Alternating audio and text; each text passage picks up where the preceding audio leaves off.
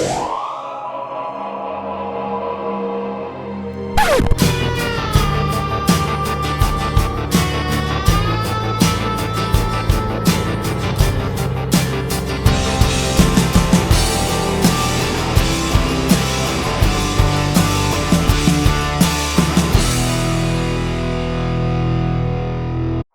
there, out and about having a walk.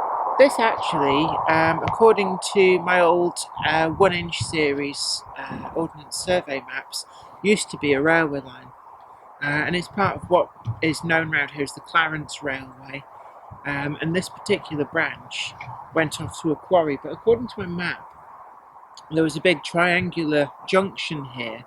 The line comes up from Coxhoe, where until comparatively recently, in fact, the rails were still in place in the undergrowth, and the level crossing gates were still there, and you can actually find photographs of them in situ, certainly up until the mid-1980s, and I'm told that they may even have still been in situ until the early 1990s. It's all gone now, but the line itself, I think, shut in the early 1960s. But we can see here, this area here appears to have been built up with rubble or infill. But further on here in this copse, the ground level drops back down. I mean, there's stuff being dumped there, but there you can see there's like a big dip down. And I think that dips down to the original level of the railway. Now, as far as I know, it didn't go much further than here.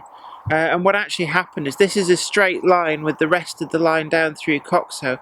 It came up here to a head shunt, but then there was a facing and trailing junction to form a triangle that then went up to the quarry, which was over there. And we're just out for a walk here. It's a very frosty, cold day. Just tracing some of these old industrial archaeological remains. I'm not going to go into those bushes. It's all brambles and stuff, and it's probably quite muddy, even though we did have a couple of days of hard frost. So I'm not going to go and end up wallowing, but trust me, it probably doesn't go much further, no more than 100 yards or more.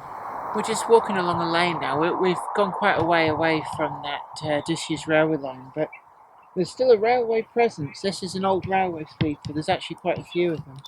And you can actually see the outline where the metal base plate that held the rail would have bolted on. Well, we're here where the end of that railway once upon a time would have roughly come near. We can see it down there. And so here's the quarry. It's actually recently been reactivated, but sadly the railway hasn't. So they're shipping all the product out by road. But yeah, quite a nice little wilderness on a day like today. Alright, we found this huge construction. It's been abandoned for a very long time. Not quite clear what it is, but from over there, when we'd seen it, I thought it might be something to do with some kind of aerial ropeway to get aggregate from the quarry to where the railway sidings would have been. But now that we've got here, it does seem quite a lot different. It's a much more intricate structure, and we can see down here at the base, they do go back quite a way. I must try and look up and see if there's any evidence online as to what it was, but it's certainly down near where the end of the Clarence Railway line to the quarry went. And we're going to walk back that way, so we're going to see if there's any more of the railway evidence remains. Well, we're near to that structure we've just been looking at, and there's quite a flat, almost firm base, and I think it's like a gravelly base here. We can see where there's marshy area there, but I'm thinking that this might actually be what would have once been covered in the sidings for the quarry complex, and something to do with that. We are going to look up what it is, but I think the railway line used to go in this direction, so we're going to follow this path and see where we get to. We've come further down. We had to take quite a detour to get around the marshy ground, and as far as we can tell, what's actually happened is they've made like a nature reserve, but it's changed the groundwater levels and made a lot of it very marshy, but they haven't put adequate provision for the footpaths through.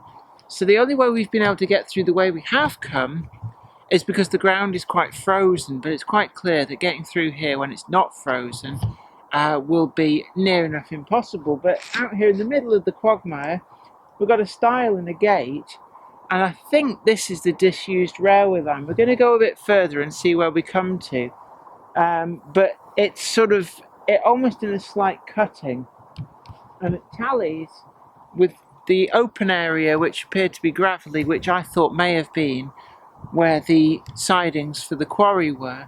But we're going to just follow this. We're going to stay on the slightly drier side of the of this and see where we get to. But you know, it's all good fun actually. And if nothing else, we've had a really good walk. Well, this kind of illustrates the problem sometimes when you're trying to follow old railway lines. It's just so overgrown. It's so difficult to tell what's what.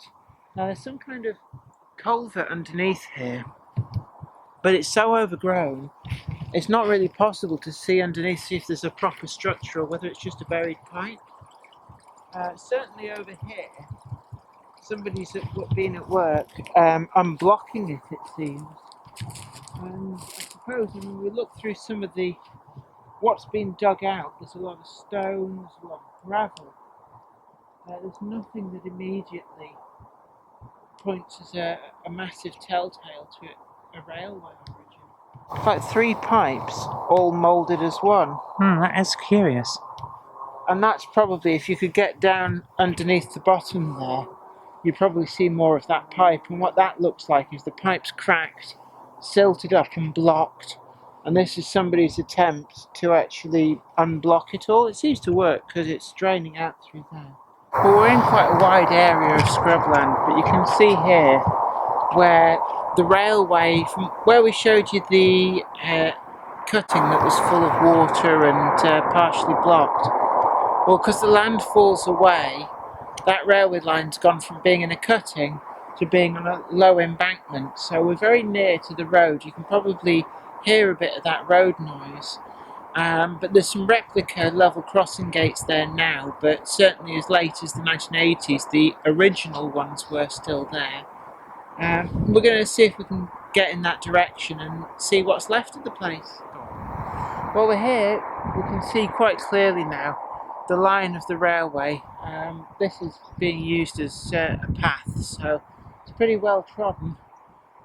But we're going to follow it that way. We're going to get down to the old level crossing, and then maybe tomorrow we're going to explore it as far as we can. Well, you can see here we've followed that disused railway line, and you can see ahead they're actually replica level crossing gates. I believe that the council ripped out the old ones a long time ago now, and there was such an uproar that they had to put fake ones back in. What we're standing on here is what would have a long time ago been the actual station, the passenger station.